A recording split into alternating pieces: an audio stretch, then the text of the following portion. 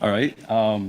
My lab is at Berkeley. I started a year and a half ago. And thank you to Nick because my research is very similar in terms of genomics and genetics. So I've been on the CRISPR train for basically my entire scientific career. And in my lab, which is good and bad, in my lab, we build technologies that essentially switch on or off genes. And we'd love to be able to do this for any gene in the human genome.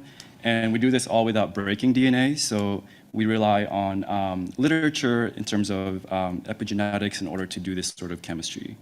So we specifically study the enzymes and proteins that modify epigenetic marks in the human genome, which directly leads to a gene being turned on or off.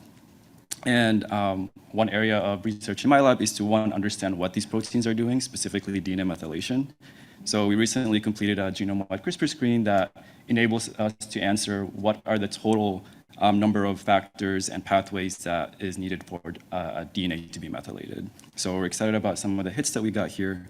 But really, most of the people in my lab are building tools where we're taking proteins that modify epigenetics, we're stitching them to catalytically dead Cas9, and we're moving these technologies to anywhere we want in the genome. And we're now scaling it up to hundreds of these technologies that we're trying to build in parallel, which is, it's been a bit of a headache, but it's been really fun.